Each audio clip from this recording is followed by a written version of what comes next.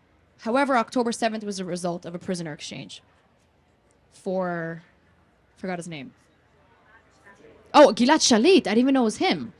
So Gilad Shalit was a prisoner that was exchanged, and Sinwar came out of jail. For one person, look how many people died. Now you tell Gilad Shalit's mother, hey, it wasn't worth it. We should have left your son there. You can't. It's wrong. Because especially like in the Gemara, no one life is more valuable than another, and you need to do your duty in saving every life. So who are you to say, sorry, these 6,000 Palestinians aren't worth your child back? But then you need to think as a prime minister, which is why I'm not jealous of Bibi right now. Do I risk another October 7th and get the hostages home? Or how do we find a happy medium? Now, what's the happy medium? Hell if I know. And that's a tough job that Israel needs to figure out. How do we get the hostages home without putting a Band-Aid that will eventually get ripped off to lead to another attack like October 7th? My answer is no mercy. Get in there. We already... we lost the PR war. Do what you need to do and get them home. You know, I'm sorry, like, the fact that Hamas uses civilians as a human shield can't be like, hey, okay, sorry, we're going to pull out now because you're using human shields. You can't do that. That's how you lose a war. And the problem is the world is too busy condemning Israel, and they're not condemning Hamas on using human shields. So Hamas is forcing us to kill their babies because they don't care about their babies. And then we look evil. So in short, my answer is they need to just go in full force, try to extract them. They did it heroically with Noah Argamani and Andre. But the question is, now how many soldiers die as a result of that? Then the answer is, well, the soldiers know what they're signing up for. The hostages didn't. So it's an impossible answer. And it's like, every time I think I have an answer, you just hear another perspective. And you're like, you're right too. So I don't know. I need Israel to finish this war because we need to rebuild.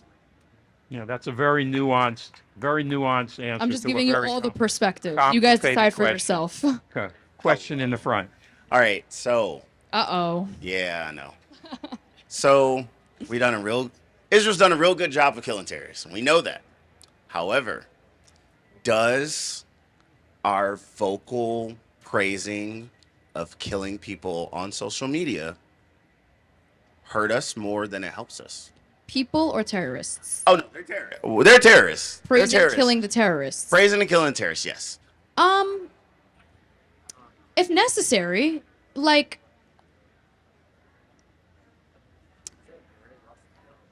Does it help? Because you said we lost the PR war we already. did, but it doesn't mean we should instigate more. Okay, when Sinwar died, I threw a party.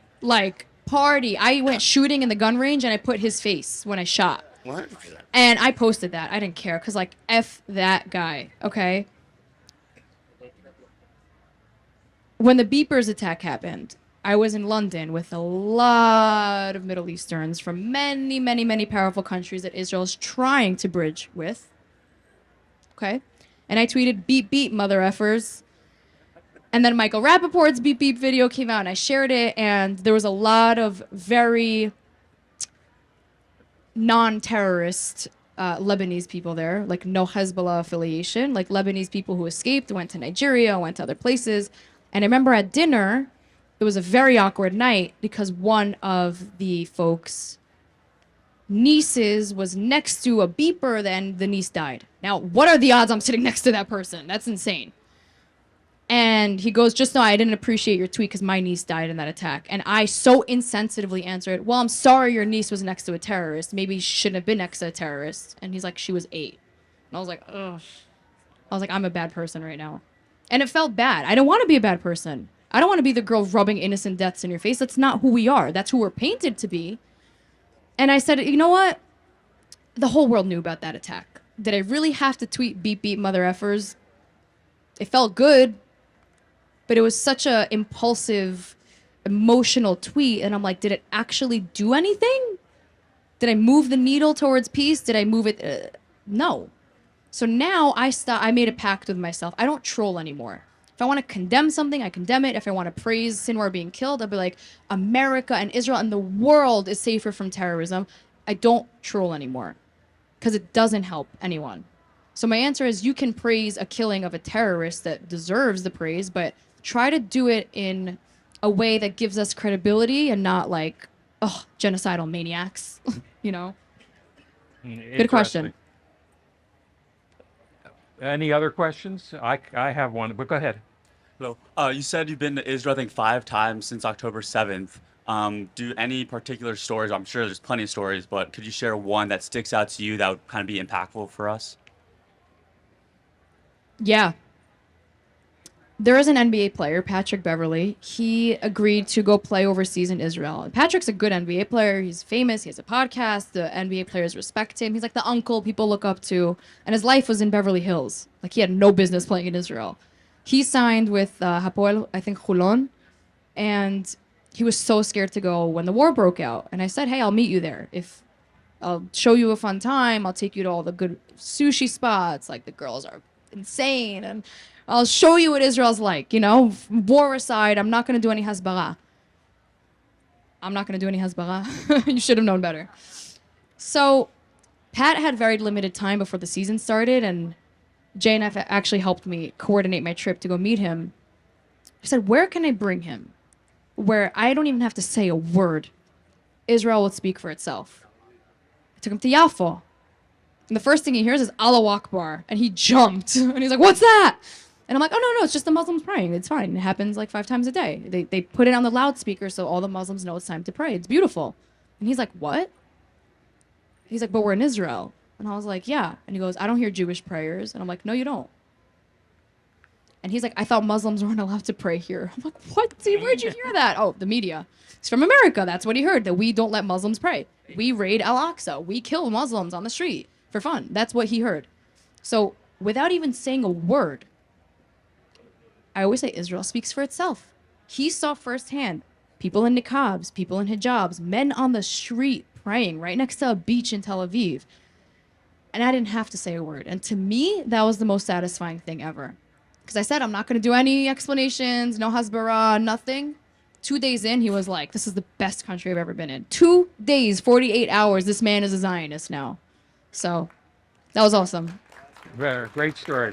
Great story. Good. We have one question here. While she's passing the mic, I have. Right there. We got two questions. Okay, go ahead. Okay. I am a parent of a college sophomore and a high school senior. And they wanted to go to Israel. My high school senior wanted to go last year, and I said, no, I am afraid for her to go. What do you think about that? What would you tell parents? What is your advice? Because another summer's coming, and I still want to stay. No, as a parent, because I'm scared. I wish I was a mom so I can relate to you. I can't wait to be one day. That it's so hard to tell you how to feel because I'm not in your shoes and I can't empathize because all I have is a dog. And by the way, like I would kill myself if something happened to him. I swear, like sometimes I think, what if someone stole my dog? Like imagine how people feel with their children. This is insane. So I'll give you 2 perspectives and then you can come to your own conclusion. If every mom thought like you, where would that leave Israel? And that's just a study. Imagine every mother of a soldier thought like you and they all left Israel. So it's, do you want to deprive the country of what it deserves, which is like to give your kids an experience that they'll never forget? Now, on the other hand, like I was in a shooting. I could have died. My mom's like, you're never going back to Israel again. I ended up going back 5 times, but how do I tell her your fear is unjustified? It's fully justified. I would say maybe send them for a summer, test the waters. Obviously, if Iran's threatening to like nuke us, you fly them home. You know, that's what I'll tell you. We live very conveniently as American Israelis, American Jews, because we come and go as we please. You know, your son's not going to the army unless he wants to. That's beautiful, but you can always send them home. So it's like, I say give it a chance. And then if there's rockets, and by the way, my friends are there right now with rockets, like all college students, and they're okay. Their moms are not sleeping at night, but they're actually fine. They're thriving. I say give it a chance, and worst case, bring them home. We have the convenience to be able to do so. We're very privileged. I left them the rockets, like, you know. Time. I'm going to ask the final question. I'm going to ask the. How are we doing on time? One, and then I'll ask the final question. Wow. Thank you. First of all, Emily, thank you for everything you're doing for the Jewish community. You are an incredible voice. So sweet. I wanted to share something that might give a tiny bit of hope, and then I have a question for you, which is Please. that while, as you said, Israel's lost the PR war, in many ways it has, but there are some organizations, such as the one that I've started working with a year ago, American Middle East Press Association, that is getting stories in the traditional media. Did we meet yesterday? Yes, we did. Guys, they brought Elon Musk to Poland. It was pretty sick. Yeah, it was awesome. So if you saw media from that last January, that was this organization. My question to you is, if you had the opportunity to be able to get one message about Israel to traditional media, what would it be? One? I have so many. Can it be like a run-on sentence? As long as you want. I said this yesterday, and I got a lot of like in the room. So I'm obviously an observant Jew. Maybe I don't look it, but I'm more religious than I look. And I always hear, especially from Mike Huckabee, who I adore and I love the pick, Israel belongs to the Jewish people because Abraham said so. Okay, what would you say to an atheist? What would you say to a Muslim? What would you say to a non-believer? You know, you need a better argument than that. And I believe in that argument, by the way, but I won't use that because you're not changing anyone's mind. So what I would tell the world is, this is not one sentence, Israel is the only democracy in the Middle East. Israel is the only country in the Middle East where you can be gay, queer, a cat, a dog, whatever you want to identify as, and be loved and accepted. You can be Muslim, you can be Christian, you can be Jewish, you can be atheist, you can be Druze, and you'll have religious freedom. You can become a citizen. If you're an Arab, there are members in the Knesset who are Arabs that literally overthrew a prime minister. And I feel like if people just knew that we were arguably more functional than a lot of countries in Western civilization, like Canada, then we would, me too, then, and show them, like I always say, show, don't tell. Like I'm privileged I got to show that NBA player. I think the world would just understand that we're not what we're portrayed to be. And we just need to keep hitting them with facts.